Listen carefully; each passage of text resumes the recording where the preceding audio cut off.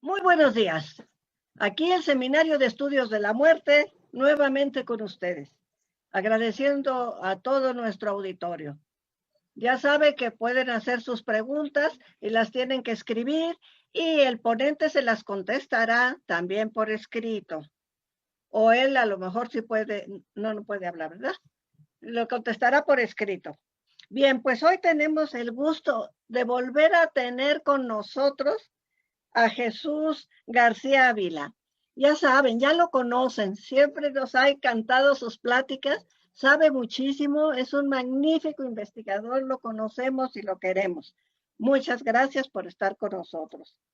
Pues Jesús García Ávila, para el que no lo conozca, es licenciado en Derecho por la Universidad Nacional Autónoma de México, licenciado en Historia por la Universidad Autónoma de la Ciudad de México, es biógrafo de Miguel Miramón, ya nos ha dado algunas pláticas sobre él. Ha publicado reseñas de libros tanto en la revista de Colmes como en la revista del Colegio de San Luis Potosí. Asimismo, ha impartido diversas charlas y conferencias sobre temas de historia de México, particularmente del Segundo Imperio, en sitios como el Museo Nacional de Historia, Castillo de Chapultepec, Mi Castillo, ya saben, el Museo Fuerte de Guadalupe en Puebla, el Museo Regional de Querétaro, el Museo Panteón de San Fernando, que también es mi parte mía, quiero mucho ese panteón, ya lo saben, y el auditorio del Paseo de los Libros. Además es colaborador de la publicación México Paisaje de Copiapó, ¿verdad?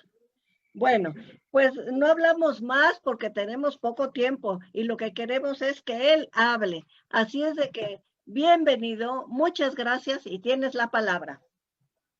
Muchas gracias, Ingeborg. Muchas gracias a todos los que nos están viendo. Y bueno, a cuidarse, a seguir con la guardia arriba, que esto todavía no ha acabado.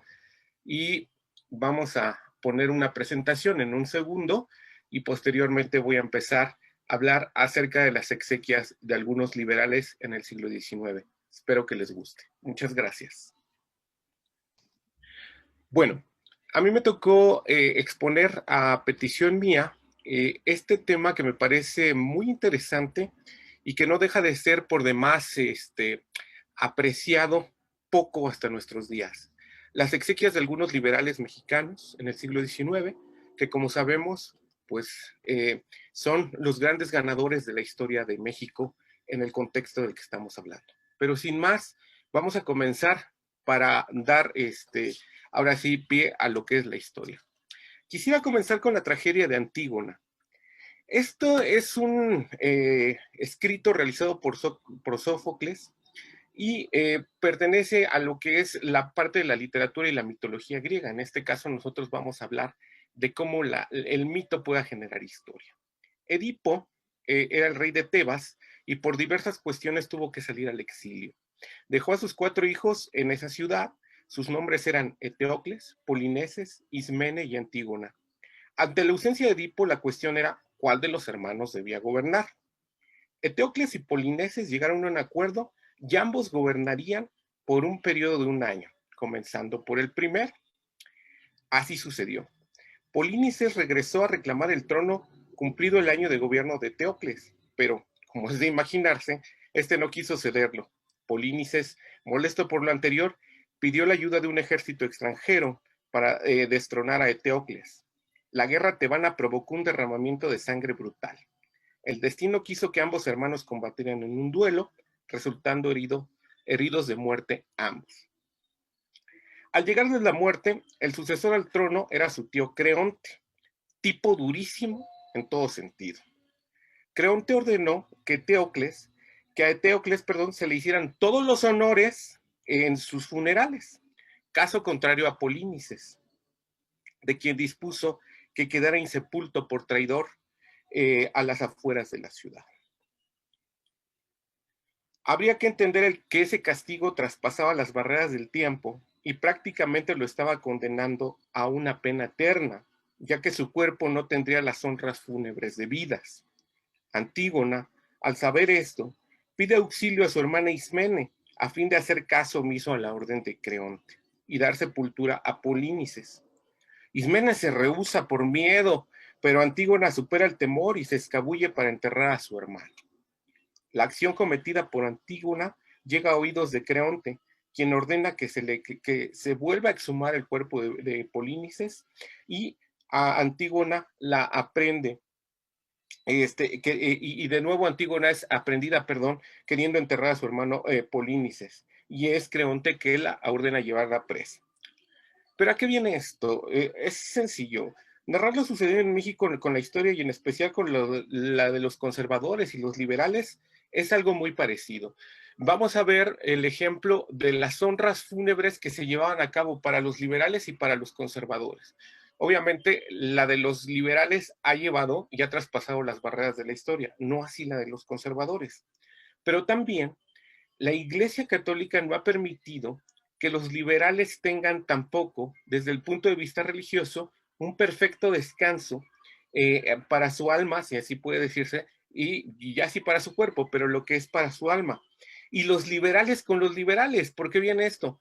Porque no a todos se les hicieron las mismas honras fúnebres, no todos fueron objeto de este tipo de exequias tan grandes, tan masivas.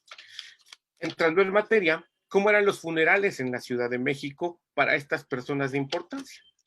De manera generalizada, podríamos decir que los cortejos funerarios de las personas con esta ralea, y en la política, en la milicia o en la sociedad, eran de carácter multitudinario. Cosa curiosa, no había ceremonias religiosas. Y es de entenderse, los liberales apoyaron la desamortización de los bienes del clero y era imposible que estos llegaran a una iglesia a que se les hiciera una misa o a que se les hiciera un novenario, cosa contraria con los conservadores. Con ellos sí, donde más se encuentran archivos acerca de sus exequias son en las iglesias. Pero, por el contrario, a los liberales, los discursos emotivos al momento de los sepelios eran parte importantísima de estos. Tampoco queda constancia si es que hacían el respectivo numerario al decuyus, novenario. El decuyus es un término jurídico para referirse a los difuntos. Entonces, se puede decir difunto, se puede decir decuyo. Esto último también quizás se deba a la afiliación masónica con la que muchos de estos liberales comulgaron en el siglo XIX. La sociedad mexicana era convidada a participar y acompañar al cuerpo del liberal fallecido hasta el Camposanto. Y también la sociedad participaba en este tipo de funerales. ¿Cómo? Bueno, se les pedía por medio de bandos o decretos que adornaran sus casas con alguna manta blanca y en las puertas pusieran algún moño negro. Y también esto iba en las ventanas. Hay que imaginar, por ejemplo, cuando muere Juárez, ese es uno de los funerales más masivos que hubo y la ciudad sintió mucho su pérdida. De eso vamos a hablar más adelante. Entonces, la burocracia, los trabajadores del gobierno estaban obligados a portar un moño negro en el brazo durante 9 días. Curioso, porque es el tiempo que la religión católica da para los novenarios, ¿no? La milicia tenía la obligación de hacer tremolar la bandera mexicana a media asta en los edificios públicos y soltar cada cuarto de hora un cañonazo desde que amanecía hasta que anochecía. Esto solamente para el día de las exequias o cuando se iba a sepultar al difunto. Los estados de la República también participaban y tenían que enlutarse y rendir los honores respectivos a su manera, pero no estaban exentos de hacerlo. Forzosamente tenían que hacerlo. Los cuerpos de los difuntos por lo regular eran velados en sus domicilios. Dada su importancia, dependiendo si estaban en la milicia o en la política, incluso en la literatura, estos eran llevados a Palacio Nacional o a la Cámara de Diputados. Y pues, o también se les podía rendir homenaje sin, bueno, el homenaje, aunque hubiera un féretro, pero sin cuerpo, en la Alameda, que se dio, por ejemplo, con el caso de Santos de Goya. La publicidad era parte fundamental de estas exequias. Los hijos de la patria habían tomado el sueño eterno, ya sea por muerte natural o violenta, había que honrarlos y ese respeto pasaba como un legado a las generaciones venideras. Ustedes vean, por ejemplo, a los chiquitillos de las escuelas, cómo todavía honran o conmemoran el aniversario luctuoso de Benito Juárez, que sería el prócer más importante de estos liberales en el siglo XIX. Pero vamos a comenzar con algunos ejemplos. Solamente voy a dar los liberales más importantes y los cuales los archivos ustedes pueden consultarlos directamente en el Archivo Histórico de la Ciudad de México hay un legajo que se llama así, Funerales y Exequias. Pueden pedirlo en el Archivo Histórico de la Ciudad de México y pueden consultar esto que les voy a presentar, que son la manera en la cual se hacían todas estas honras fúnebres a este tipo de personajes.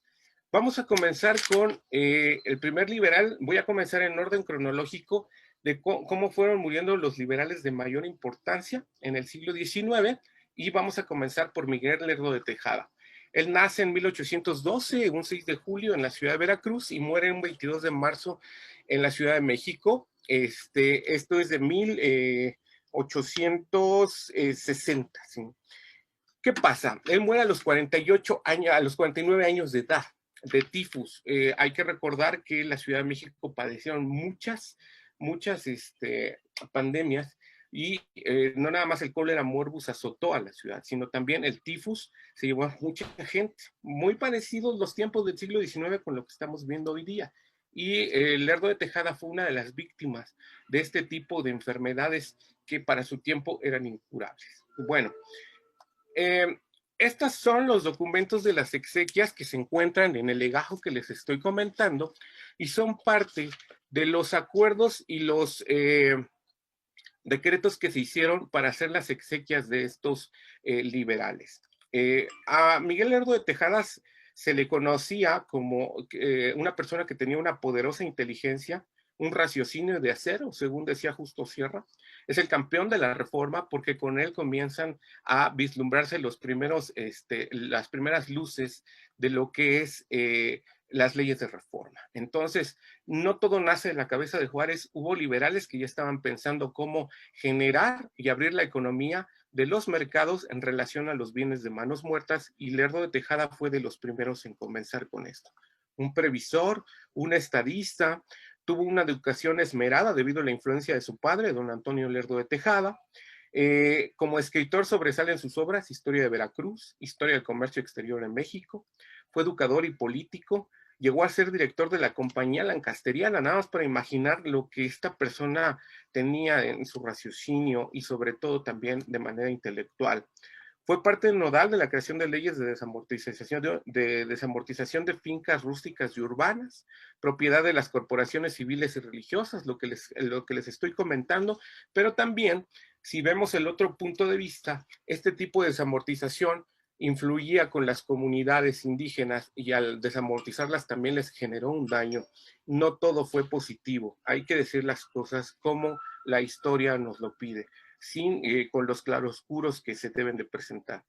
Siendo ministro de Gobernación de la administración de Juárez, se expiden las leyes de reforma, de las cuales ya dijimos que él fue el creador, pero también después de la guerra de 1847 contra Estados Unidos, este señor es el que brinda un banquete cerca del desierto de los Leones, a donde invita a los generales de más alto rango de la Legión de Intervención estadounidense, y les pide y les dice que si pueden anexar a todo México a no nada más con la parte del norte del país, sino si pudieran anexar a todo México a Estados Unidos. Obviamente, pues la gente de México se entera de esto, me refiero a la gente que comulgaba ahí con la ideología conservadora, y va a ser parte de lo que le van a estar señalando el otro bando, ¿no?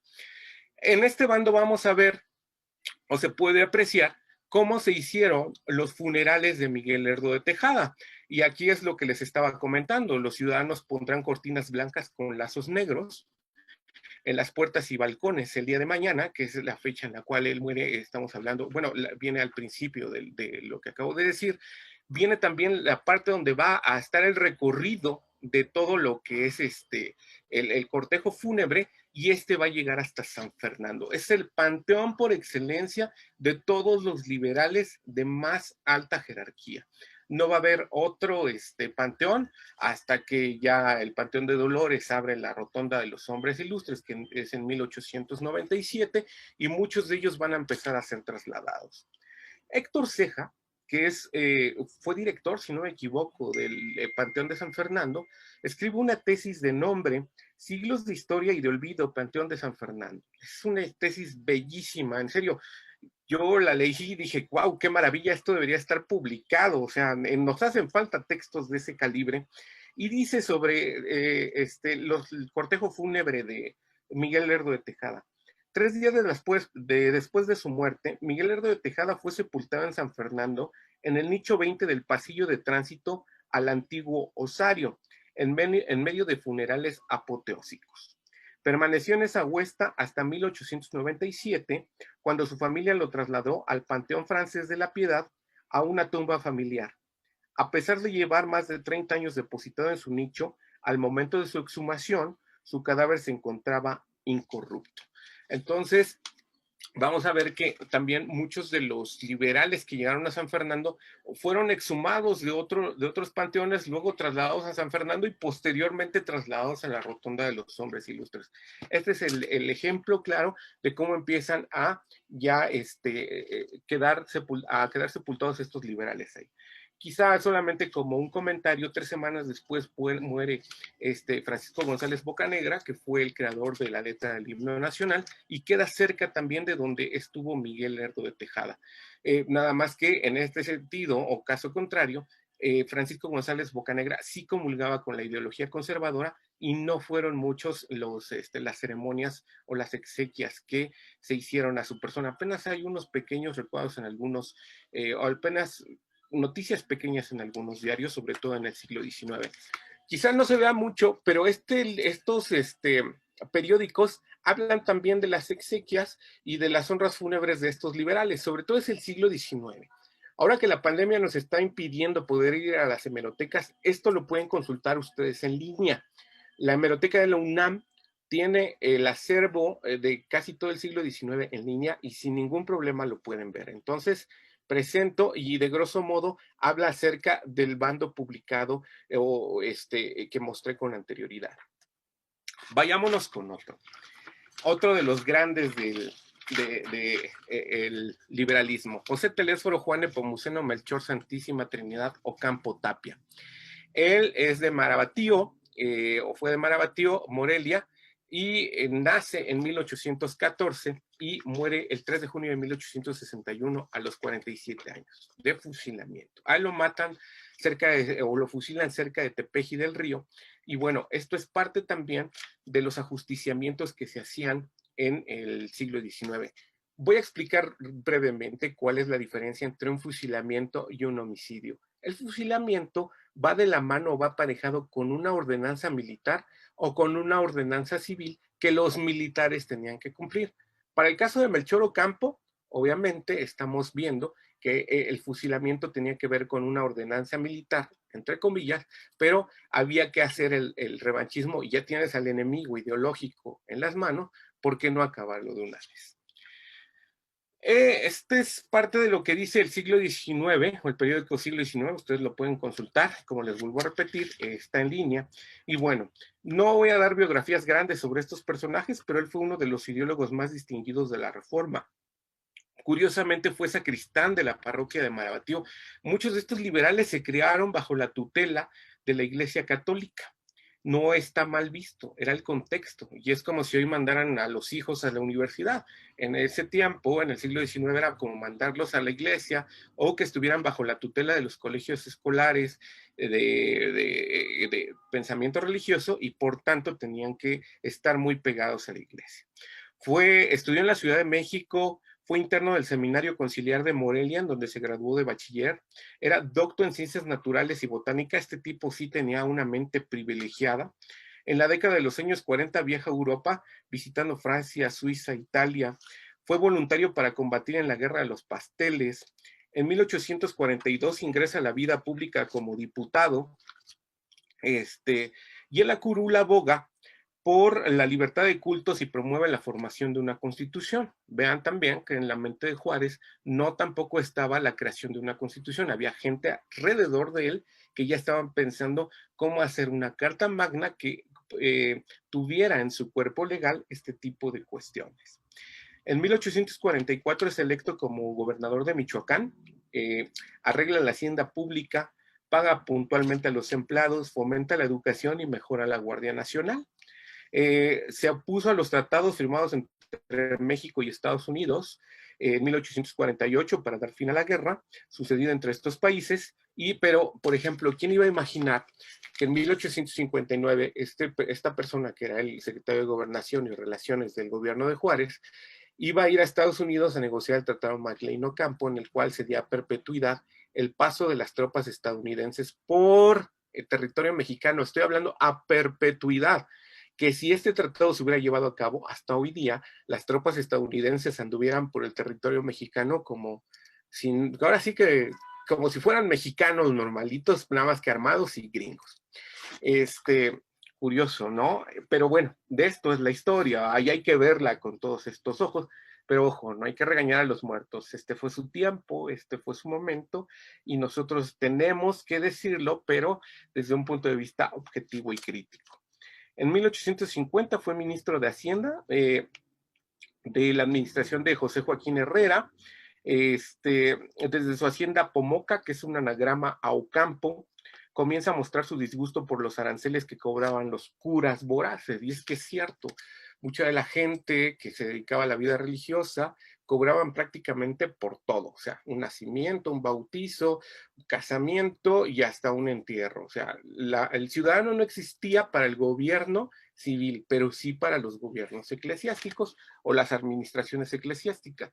Y es que la iglesia era el punto nodal o el punto de importancia en esa sociedad decimonónica. No importa si a lo mejor eras ideólogo conservador liberal, estoy hablando de este contexto, o sea, de mediados del siglo XIX, simplemente sobre la iglesia se generaba casi toda la vida social de México. Santa Anna durante su dictadura lo expulsa del país, se va a Estados Unidos y radica en Nueva Orleans y en Brownsville. Sobre esto quisiera hacer una pequeña pausa. Ingeborg comentó que participé en la publicación de un libro que ya está por llegar a México, es chileno. Me invitaron amablemente la gente de Chile a participar. ¿Y qué se hizo en este libro? Bueno, pues resulta que cuando Melchor Ocampo y Benito Juárez están en el exilio en Estados Unidos, conocen a otros masones y a otros personajes de carácter liberal, de ideología liberal, nada más que ellos eran chilenos, de los apellidos Gallo, o de apellido Gallo. Estas personas se juntan con ellos, platican con Melchor Ocampo, con la playa de liberales que estaban en Estados Unidos debido a la expulsión del gobierno santanista, y ya hasta 1862 es cuando los chilenos, que eran gente de muchísimo dinero, en Copiapó precisamente, que era un pueblo, todavía sigue siendo un pueblo minero y por lo tanto genera mucha riqueza, hicieron estos famosos gallos, un tipo teletón, quiero poner el adjetivo moderno para entender el pasado, en el cual con toda la gente de Copiapó les decían, ¿saben qué? Vamos a ayudar a los patriotas mexicanos que están combatiendo contra un ejército francés. Y entonces comenzaron a mandar dinero de Chile hacia México, y todas estas remesas de dinero las empezaron a recibir estas personas, ¿no? Estoy hablando de los liberales mexicanos. En 1867, cuando se mata a Maximiliano, se fusila a Maximiliano, estos masones chilenos se enteran de lo que sucede, y sobre todo se piensa que Maximiliano fue masón, todavía hay dudas al respecto, pues le quitan el apoyo a Benito Juárez. Todo este apoyo que le habían dado desde 1862 se lo quitan, va para atrás, y bueno, solamente esto a base de comentario, y seguimos con Melchor Ocampo. Es escasa, perdón, regreso porque ahorita seguimos con él, es escasa su intervención en la creación de 1857, poco participó. En la administración de Juárez es nombrado secretario de Gobernación, y es cuando les digo que hace o promueve el Tratado Maclean-Ocampo, y después del triunfo de los liberales es prácticamente obligado a asistir a la entrada triunfal de Juárez. Y él ya se estaba también olvidando de la vida política. Ya en la vida privada, en su hacienda de Pocoma, llegó una partida conservadora en 1861, encabezada por Lindoro Cajiga, a buscarlo y lo toman preso. Es fusilado el 3 de junio de 1861. En Tepeji del Río todavía existe un monumento, y cerca del monumento donde está erigido o está la figura de Melchor Ocampo, todavía está el árbol donde lo pusieron de espaldas, lo fusilan. Ya no está la rama, porque después de fusilado todavía lo colgaron. con esta crueldad y con esta severidad. En San Fernando, y parafraseando de nueva cuenta a Héctor Ceja, es enterrado cerca de Lerdo de Tejada, con quien se sabe que tuvo diferencias, pero Lerdo es exhumado por su familia, y Melchor Ocampo lo será en el mismo año, estoy hablando de 1897, por un decreto emitido en el Congreso de la Unión a fin de trasladar sus restos a la Rotonda de los Hombres Ilustres. Se hicieron sus 12 ceremonias, muy parecidas a las de Miguel Lerdo de Tejada, en relación a la población civil, a la milicia, y en estas ceremonias estuvo el presidente Porfirio Díaz encabezando este tipo de honras y exequias ya para exhumar el cuerpo de Melchor Ocampo y llevarlo a la rotonda de las personas ilustres. Vámonos con José Nemesio Francisco Santos Degollado, el héroe de las derrotas, tipo que no conoció la victoria en la guerra de Reforma, desde la guerra de Reforma, o bueno, más bien en la guerra de Reforma no la conoció, pero más sin en cambio tenía una capacidad tremenda de levantar ejércitos. ¿Cómo lo hacía? Y quizá los historiadores todavía tengamos que estudiarlo más a profundidad, pero bueno, él muere a los 50 años, él sí muere de homicidio. ¿Por qué? Porque él va a perseguir a las personas que intentan o fusilaron a Melchor Ocampo, pero es sorprendido en el Estado de México, en lo que era el Estado de México, cerca de Huixquilucan, y no logran encontrarlos, pero más sin en cambio, él sí lo matan de una manera también sádica. Es difícil poder entender este tipo de acciones si no entendemos también el contexto. Como les decía, él es el héroe de las derrotas, y los dotes para formar los ejércitos.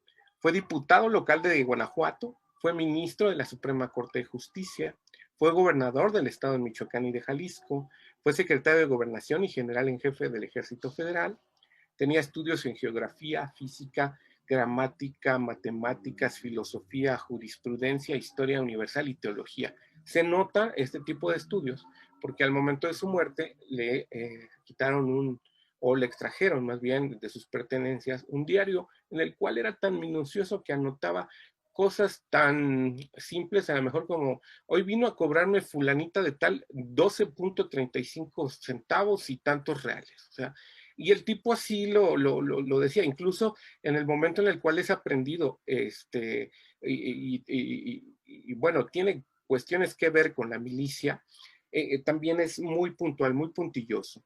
Quedó huérfano a los 6 años y su familia tuvo que mudarse a la Ciudad de México, en donde fue acogido por el presbítero, aquí otro ejemplo, presbítero Mariano Garrido, con quien mudó a Michoacán. Era considerado un excelente jinete y espadachín. Después de su homicidio, sucedido el 16 de junio de 1861, su cuerpo queda sepultado en Huixquilucan.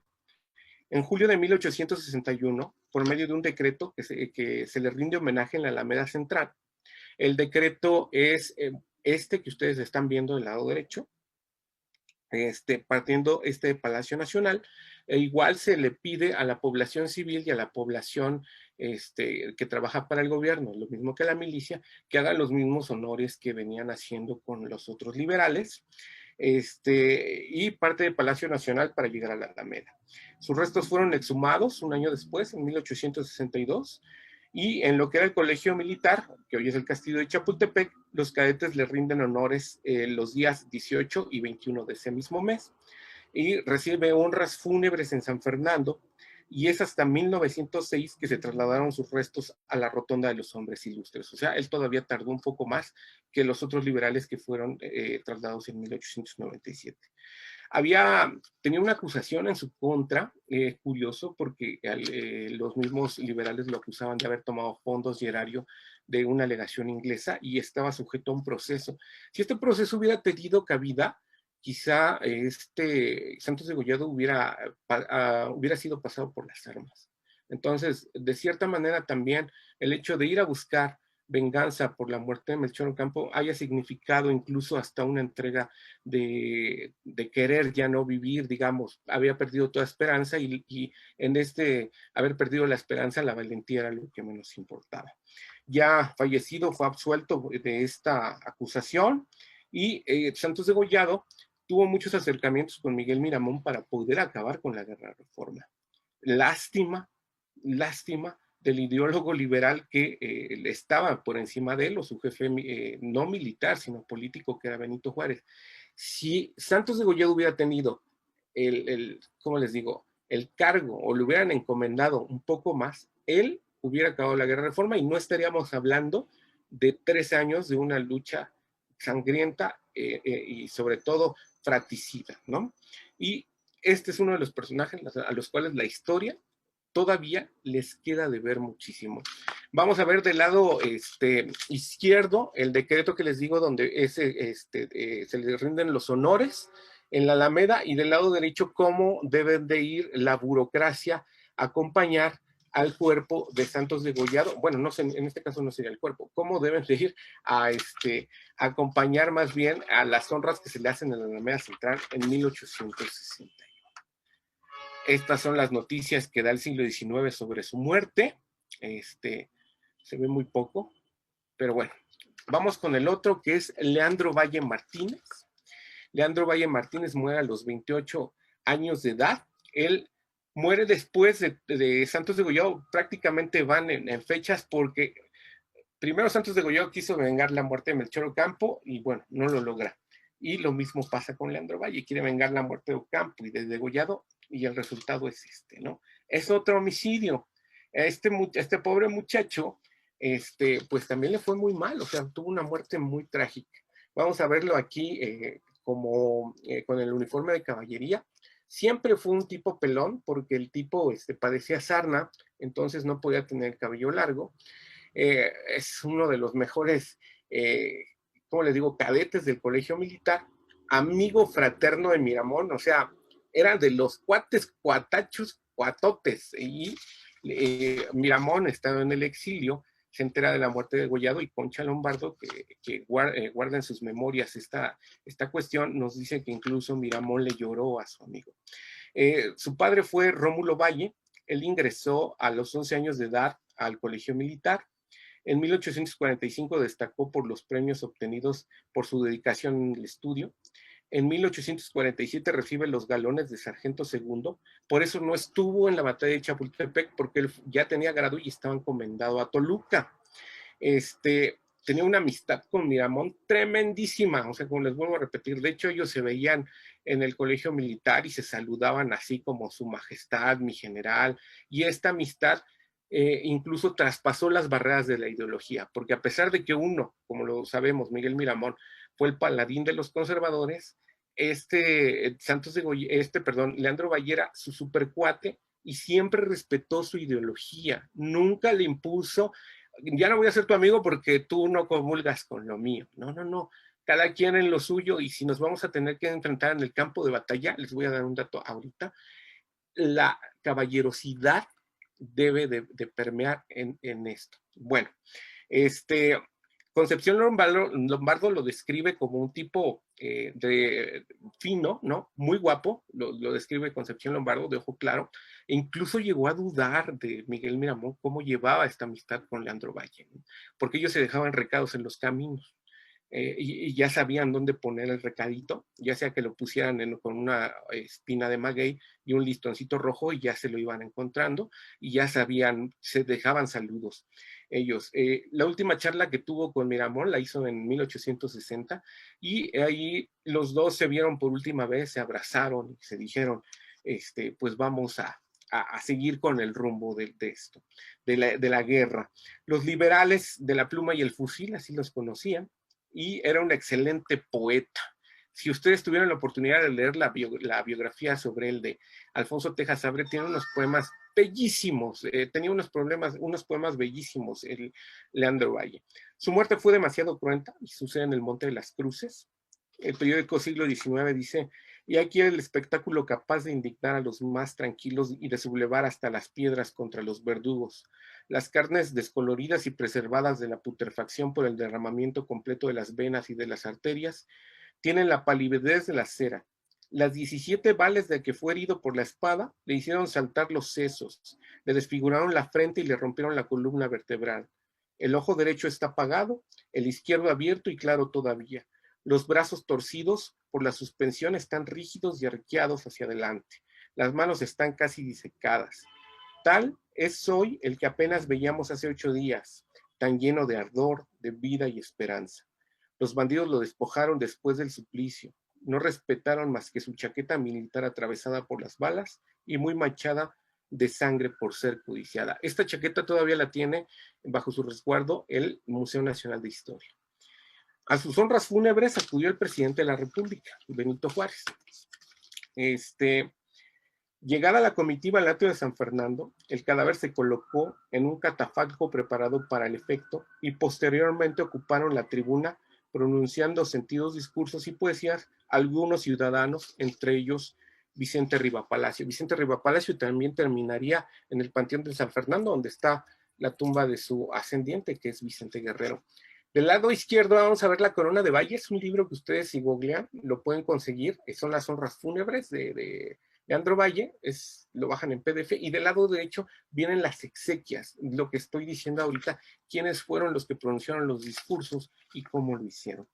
Según Héctor Ceja, quien hemos citado varias veces, Leandro Valle estuvo 127 años en San Fernando. En el gobierno de Miguel de la Madrid Hurtado, fue exhumado y trasladado a la Rotonda de los Hombres Ilustres el 23 de junio de 1988. Vámonos con otro de los generales y otro de los liberales de más importancia para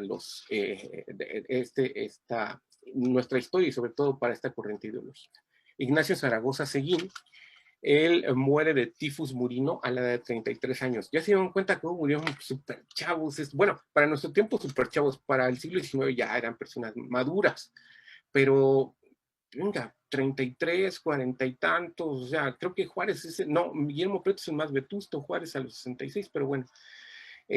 Todavía se siguen generando diatribas por el lugar de nacimiento del general Ignacio Zaragoza, que si fue coahuiltejano, que si fue de Texas, que si fue de estadounidense, no importa, eso a la historia no le interesa, lo que le interesa a la historia es lo que hizo en vida y el legado que dejó en vida para los mexicanos, para los poblanos y en general para nuestra historia. Un hombre que dejó todo por su país, incluso no estuvo el día de su boda de manera presencial. Quisiera decirle, el acta de matrimonio no es así, para el siglo XIX era una fe de matrimonio, y en ella dice que va el hermano de Ignacio Zaragoza a casarse con Rafaela Padilla, porque él estaba encomendado a una misión militar. No me imagino qué debe haber pasado a la hora de que los invitados gritaron beso, beso, ¿verdad? Pero bueno, en 2019 me tocó participar en una charla en el Fuerte de Guadalupe, y en esa mesa hablé precisamente, o se conmemoraba el bicentenario del nacimiento de Ignacio Zaragoza. Lo que yo dije, quisiera repetírselos hoy, es muy pequeño. Hoy venimos a conmemorar el nacimiento de uno de los personajes más emblemáticos de la historia de nuestro país, el general Ignacio Zaragoza. Vasta es la historia que existe alrededor de él y siempre en el mismo sentido, el general de la Unión. Quizá resulte raro el adjetivo utilizado, pero aquel 5 de mayo de 1862, este lugar, me refiero al Fuerte de Guadalupe, fue testigo de la presencia de varios mexicanos que se dieron cita para defender lo que entonces ellos veían como patria. Fueron hombres y mujeres que estuvieron en primera línea de batalla con la única garantía segura que implicaba ese riesgo, poder perder la vida. Esas personas dejaron a un lado ideologías, rencores y tuvieron pensamiento empático. Como ciudadanos de una nación, participaron junto a Zaragoza en la defensa de la misma. Zaragoza fue entonces el líder que logró la unión de esos personajes. Ignacio Zaragoza tuvo su cúspide histórica después de la batalla del 5 de mayo.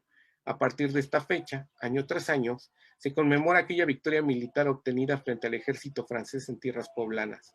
Hoy día, esa celebración traspasa las fronteras, siendo esa gesta motivo de vocación, pero también nos debe invitar a reflexionar nuestra historia del tiempo presente. Hoy día el país necesita recordar a personajes como Zaragoza, pero debemos reflexionar sobre aquellos protagonistas que también fueron parte de esa historia que dio brillo histórico al general Zaragoza. Su muerte fue muy repentina, de hecho, no lo esperaban. Él visitaba a los soldados heridos, enfermos, en las enfermerías, y ahí se contagió del tifus. Para el día 1 de septiembre al día 8, o sea, ¿cuánto tiempo pasó? Pasó muy poco, o sea, estamos hablando de una semana. Y hay una carta que le mandan gente que fue subalterna a él, a el periódico El Siglo XIX, y ahí se habla de cómo fueron teniendo o cómo se fue presentando para él la enfermedad. Vamos a ver del lado izquierdo el legajo, del lado izquierdo y del lado derecho el legajo o la presentación, y del lado derecho el bando con el cual se le nombra también benemérito de la patria, y las honras fúnebres que se van a hacer para Ignacio Zaragoza. El lado derecho es un pasquín que se hace 8 días después de su muerte, rapidísimo. En él vienen las honras fúnebres. Este pasquín ustedes lo pueden consultar en la Biblioteca Lerdo de Tejada. Está a disposición del público. Y del lado derecho también está parte de lo que va a ser el nombre de la calle 5 de Mayo, que hasta hoy día todavía la conocemos, y es en honor precisamente a la gesta que comandó el general Ignacio Zaragoza. Como les decía, y regreso a lo de la carta, estos soldados nos cuentan cómo fue padeciendo la enfermedad. Dicen que ya tenía delirios, se sentía preso, a veces pensaba que estaba en batalla, incluso pensaba que lo iban a fusilar, pero a lo que nunca perdió fue la protección hacia sus soldados. Decía, si me van a fusilar, por favor, no quiero que se metan con mis soldados. A ellos no me los toquen. O sea, si me van a fusilar, que sea solamente a mí. Él muere el 8 de mayo a las 10:30 de la mañana de 1862. El cadáver del general se trajo escoltado desde Puebla con todas las honras fúnebres posibles y llegaría aquí hasta el día 13 de septiembre. Aquí vamos a ver en el lado izquierdo el periódico y cómo nos dice la llegada del cadáver, y es hasta 1866. Bueno, ahorita le explico el documento del lado derecho, pero bueno, las honras fúnebres duraron más de 4 horas. Juárez encabezó estas ceremonias y Guillermo Prieto y José María Iglesias dieron sendos discursos allá en San Fernando, porque fue enterrado también en una capillita de San Fernando. A esto voy. Zaragoza fue sepultado en la pared oriente del patio grande de San Fernando, en la que estaba listo su monumento. Hasta mayo de 1868 se inaugura dicho basamento y Zaragoza es exhumado y dejado en ese lugar. O sea, primero es colocado en un nicho, y hasta 1868, en donde está el cenotafio, una tumba sin restos que hoy conocemos, ahí es depositado Zaragoza, pero según Héctor Ceja dice que el monumento fue hecho de manera pésima y por lo tanto cada rato había que estarlo remodelando. Y es hasta 1876, bajo el gobierno de Luis Echeverría, que es enviado, es exhumado, perdón, y sus restos son enviados junto con los de Rafaela Padilla, su esposa, a Puebla. Está exactamente abajito de donde están los fuertes de Loreto y Guadalupe. Ahí hay como un pulpo, parece un pulpo ese monumento, pero ahí reposan los restos del general Ignacio Zaragoza Seguí. El documento que ustedes ven aquí es precisamente acerca de cómo se van a hacer la exhumación para trasladarlo a donde está el cenotafio de Zaragoza en San Fernando. Vámonos ya vamos a acabar, ya nada más nos quedan unos pocos liberales, quizá este sea el de más importancia, y me voy a centrar un poquito en Benito Pablo Juárez García. Él es de San Pablo, Guelatao, Oaxaca, muere en la Ciudad de México, quizá el presidente más importante que haya tenido México junto con Porfirio Díaz en el siglo XIX, siglo XX. Y voy a presentar aquí, quizá les resulte curioso la presentación. Causa de la muerte, la mayoría de los médicos, sobre todo el doctor Alvarado, que es quien lo atiende, dicen que muere de muerte, es una muerte natural, pero posteriormente algunos de sus biógrafos dicen que fue neurosis del gran simpático, o sea que sí tenía que ver con alguna cuestión del corazón. Apoplejía, esa es otra de las causas de la muerte. Angina de pecho, que es la que casi todos los biógrafos mencionan, pero curioso, también hay una versión que dice que murió envenenado. Entonces vamos a entrarle de una vez. Estas El lado derecho del documento es la portada de las honras fúnebres, que como les dije, ustedes pueden consultar el Archivo Histórico de la Ciudad de México, y del lado derecho vemos la publicación del siglo XIX sobre las honras del mismo. ¿Qué pasa? ¿Por qué la cuestión del envenenamiento? Leonarda Emilia Martínez, alias La Carambada, fue una mujer que supuestamente envenenó a Juárez. Esto lo hizo con una hierba llamada la 21illa, ya que después de 21 días de ingerida provoca la muerte. Pero vamos a ver qué pasa, si esto es en realidad o no sucedió. En realidad, yo, desde el punto de vista positivista, me voy a ir o me decanto por la cuestión que tiene que ver con los problemas cardíacos de Juárez. Esto también existe, el mito, como lo dije, hace historia, genera historia, y los historiadores estamos obligados también a comentar esto. Desde mi perspectiva, yo me decanto, como vuelvo a repetir, por la cuestión científica. Leonarda Martínez, alias La Carambada, realizó esta acción en venganza debido a que se enamoró de un oficial monárquico que al ser tomado preso no logró salvar la vida, a pesar de las súplicas realizadas por esta mujer. Incluso estos ruegos llegaron a Juárez, quien hizo caso omiso, y Leonarda juró vengarse. Esto puede consultarse en el libro La Carambada, Realidad Mexicana, de la editorial Polis del año 1941, y el autor es Joel Verdeja Sauce. Nada se sabe de este autor, o sea, nada. Hasta la fecha no se sabe. Pero más bien en cambio, él en la obra que les digo, manifiesta esta cuestión. Quizás suene curioso, pero Leonarda Emilia también murió de angina de pecho a los 21 días después de haber estado con Benito Cenea. Veamos, ¿quién es Benito Cenea? Antes de que Juárez muriera, este Benito Cenea, que fue después gobernador de Querétaro, tuvo un encuentro con esta Leonarda Emilia Martínez, La Carambada, y en ella ya se estaba fraguando cómo hacer algo en contra de Juárez. Se dice que Guillermo Prieto, que era súper ojo alegre, la vio, le gustó mucho y le invitó a una comida donde iba a estar Juárez. En esta comida también estaba Lerdo de Tejada. Y esto sí ya suena muy disparado, que a Emilia o a La Carambada le invitaron a sentarse cerca de Juárez. O sea, yo conozco a fulanito de tal y lo voy a estar sentando junto a un mandatario de primer nivel, pues eso sí, resulta muy curioso. Pero dicen que en ese momento aprovechó para meter el veneno en la copa de Juárez, donde estaba bebiendo, y que incluso quien llegó a verlas fue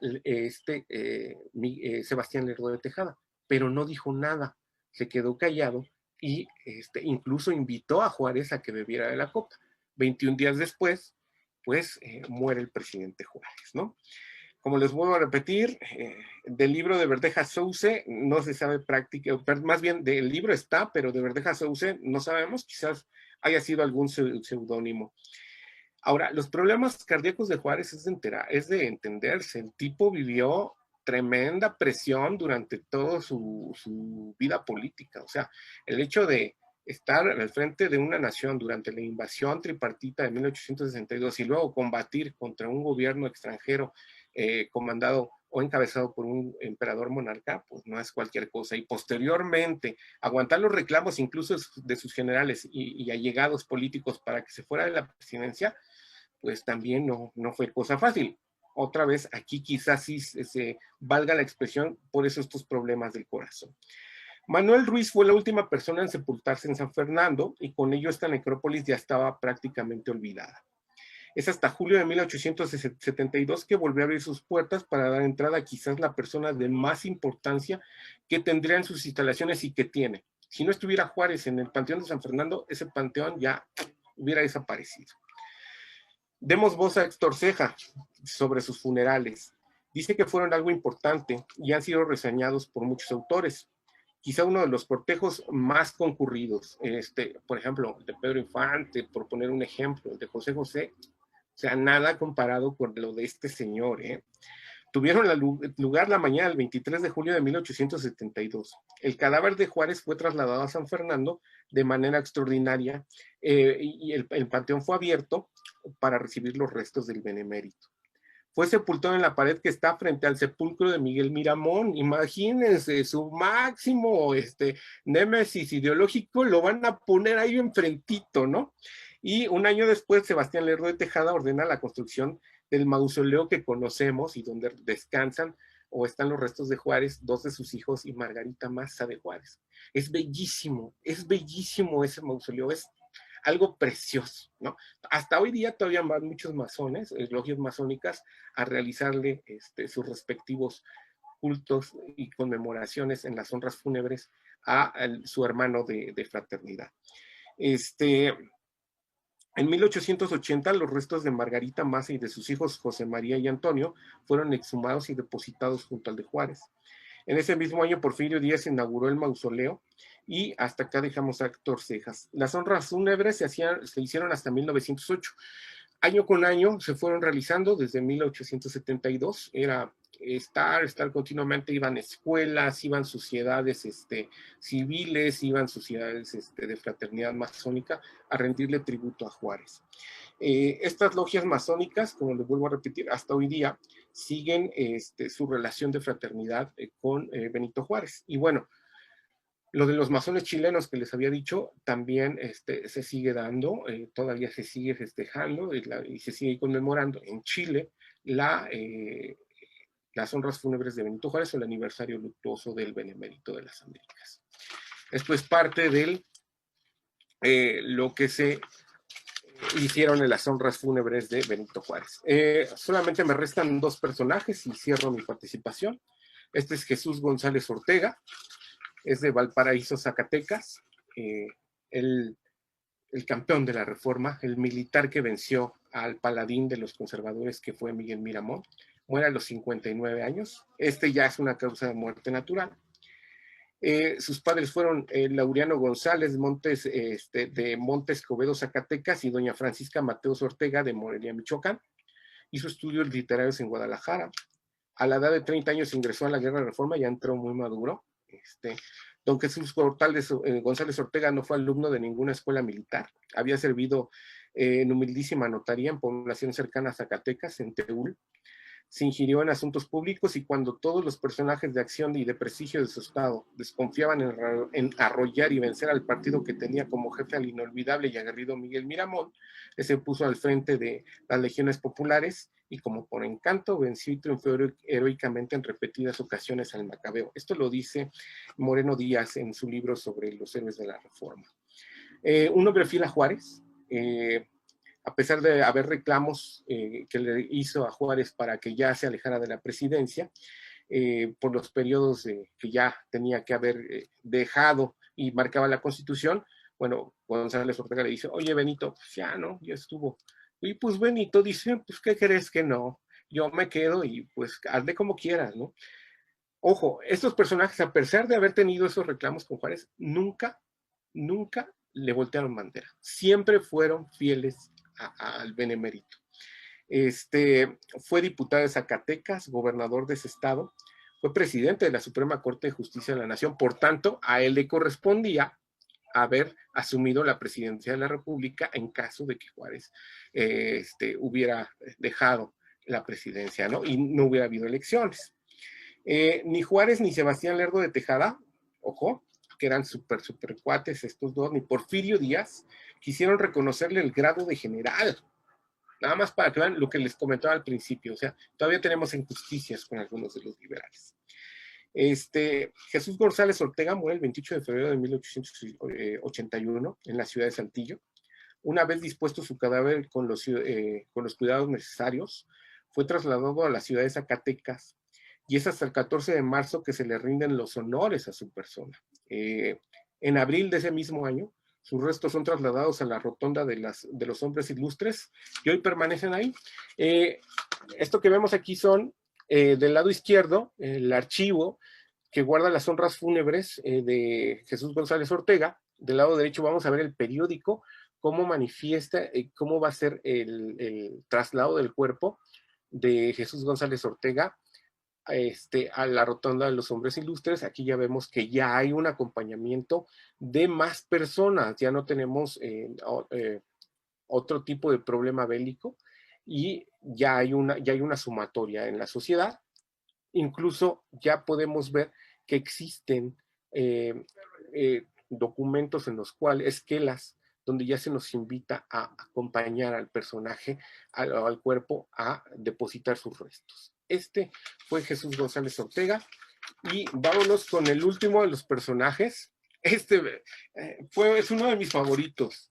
Y la foto me encanta porque vean a Guillermo Prieto, se está riendo, y para ese tiempo era bien difícil que una persona, después de tanto tiempo, a lo mejor de estar esperando que se le tomara la foto y agarramos un celular y ya está tu foto. No, para ir a la fotografía a mediados del siglo XIX era estar mucho tiempo en la misma posición, pero aquí don Guillermo Prieto riéndose, y ¿saben qué? Así fue hasta su vejez. Fue un tipo súper, súper coqueto, fue tremendo. Me encanta este personaje, Guillermo Prieto Padillo, y muere el romancero en la Ciudad de México, y fue originario de la Ciudad de México a los 79 años. Bueno, dicen Tacubaya porque se ve una división, ¿no? Entre Tacubaya y la Ciudad de México, pero pues hoy día ya Tacubaya es parte de toda esta mancha gris que conocemos como la CDMX. Nace muy cerca de lo que es la avenida San Juan de Letrán, en la calle de Mesones. Escribió quizás su obra más insigne sea Memorias de mis tiempos. Esta la pueden conseguir en Portugal, les cuesta creo que menos de 100 pesos. Léanla, es buenísima, créanme. Si quieren conocer el siglo XIX, quienes nos pueden llevar de la mano es Manuel Paino y Guillermo Prieto para conocerlo perfectamente. A los 68 años de edad escribió, en mi cuenta de Twitter van a ver unos retazos de periódico donde un periodista le increpa a Guillermo Prieto sobre qué está escribiendo, y él le dice Memorias de mis tiempos, y vean la dedicación que tenía para escribir. Ahí es donde vienen, por eso puse esos pedacitos en la cuenta de Twitter. La muerte de su padre le sorprende a la edad muy temprana, y a su vez su madre pierde los estribos, y Prieto queda desamparado bajo la tutela de dos ancianas. Realiza varios oficios: aprendiz de comisaría, dependiente de un tejandón de ropa, mandadero, entre otros, aunque lo suyo siempre fueron las letras. La epidemia de cólera morbus toca su puerta y se lleva a su hermano. Ahorita que estamos en cuestiones de pandemias, esto lo van a poder leer en Memoria de mis tiempos. Su vida transcurre entre amigos y jolgorio, oficinas públicas y mentideros. Mentideros era como, no una cafetería, pero sí eran lugares de esparcimiento entre las personas a donde podían ir a platicar y a convivir sobre cualquier, podían ir a platicar y a convivir. En 1845, ya de plano en el universo del periodismo, forma parte del diario El Siglo XIX. Además participa en la fundación del periódico Don Simplicio, rotativo de naturaleza burlesca y de crítica aguda a las administraciones gubernamentales. Tiene colaboraciones junto a dos de los grandes de la literatura, que es Manuel Paino y Ignacio Ramírez, el Nigromante. Por cierto, hago un breve comercial. Pronto daré una charla sobre Manuel Paino, lo acabo de biografiar, entonces pronto también les digo en Twitter de qué va. En la política de 1852 ocupa el puesto de ministro de Hacienda. Después de 1860 se encarga de la hacienda pública y lleva a cabo la desamortización de los bienes de manos muertas. Rompe con Juárez, eso de que fue súper amigo de Juárez, sí, hasta antes de 1865, y lo hace precisamente, ¿por qué creen? Porque dice que ya vencieron sus periodos presidenciales y que tiene que venir una nueva persona a ocupar el cargo de presidente. Juárez no se lo va a perdonar, y hablaba unas dulzuras de Guillermo Prieto, que ni su peor enemigo, más sin en cambio, don Guillermo siempre se portó mesurado al respecto. Quisiera hacer unas referencias que dice Moreno Díaz al respecto de Guillermo Prieto. Dice: venido de aquellos remotos tiempos hasta casi tocar los límites del siglo pasado, deslizándose y resbalándose como por una rampa de la época en que florecían los rosales de los primeros románticos en los días de la fiebre modernista, andaba en esas calles de Dios en la Ciudad de México un viejo singular a quien todos conocían, saludaban y seguían con más confiado cariño que respetuosa admiración. Era un anciano alto, inclinado por los años, vestido siempre de negro, el rostro de amarillo marfil, surcado, atravesado, acuchillado por las movibles líneas de las arrugas incontables, la boca grande e inquieta, rodeada de un bigote y una barba intrincadísima y de blancura sucia, los ojos pequeños, juguetones, aunque de pupilas apagadas, y párpados cansados detrás de los espejuelos de varillas doradas.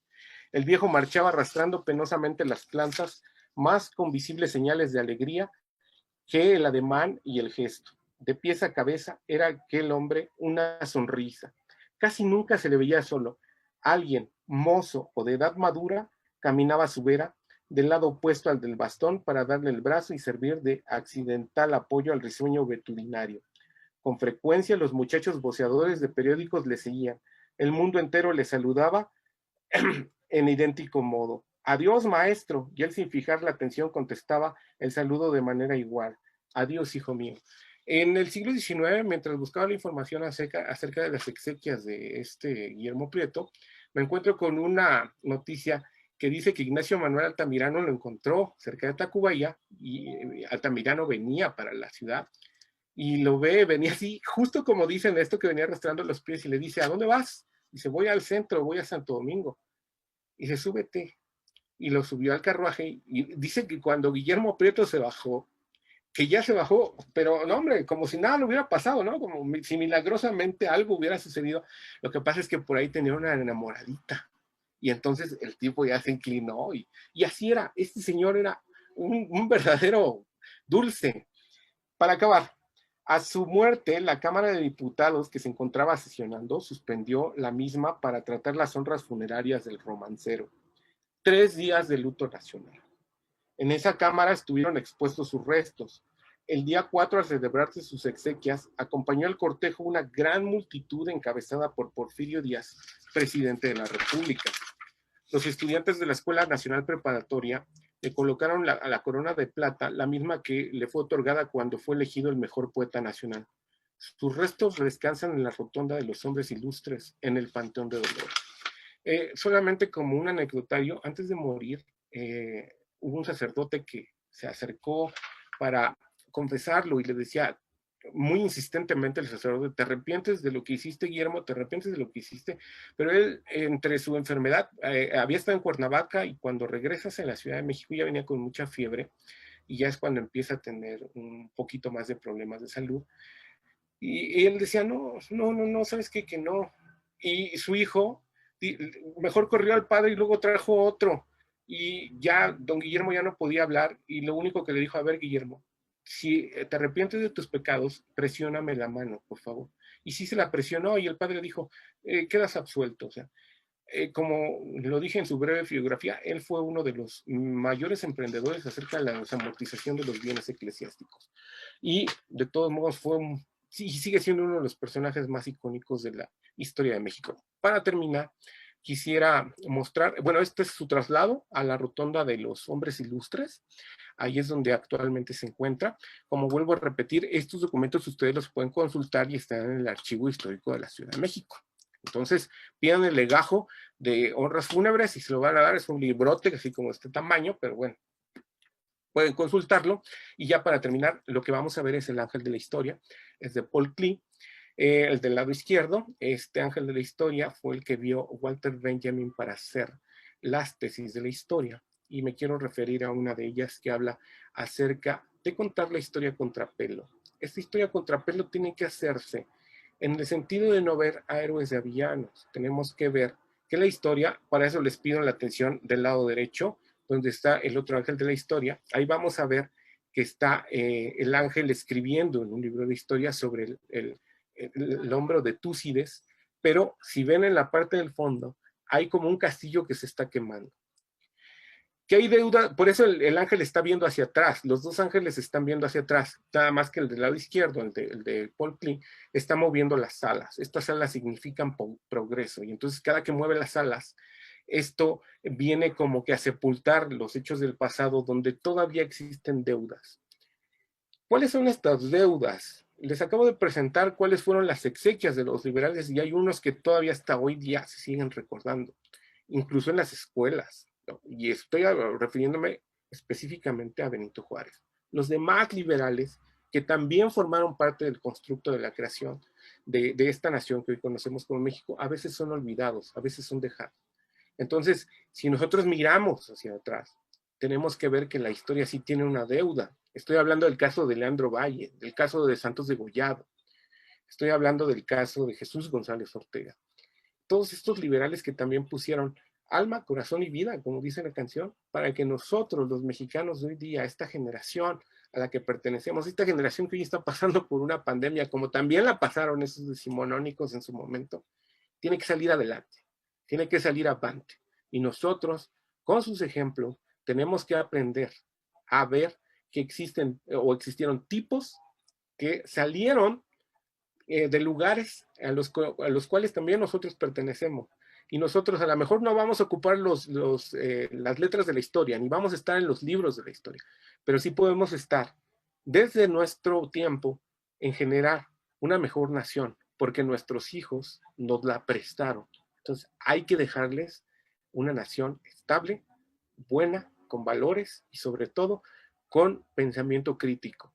Si me están viendo jóvenes, siempre pregunten a sus maestros, hagan un pensamiento crítico, cuestionenlos, cuestionenos a nosotros, cuestionen a sus gobernantes. Y bueno, muchas gracias al Seminario de la Muerte por permitirme de nueva cuenta exponer a estos liberales. Muchas gracias al Seminario de la Muerte por dejarme volver a hablar. Y gracias, en serio, lo agradezco de corazón. Espero que esto se repita, pero ahora con las exequias de los conservadores o de algunos conservadores, que si hay tiempo y la vida nos lo permite, lo estaremos haciendo. Muchas gracias. No bajen la guardia, síganse cuidando y coman muchas frutas y verduras. Gracias, Ingeborg. Están viendo, les recordamos que nos vemos ese martes y ya saben, hacen sus preguntas ahí y pues le damos las gracias a nuestro ponente y los despedimos. Bye bye. Bye.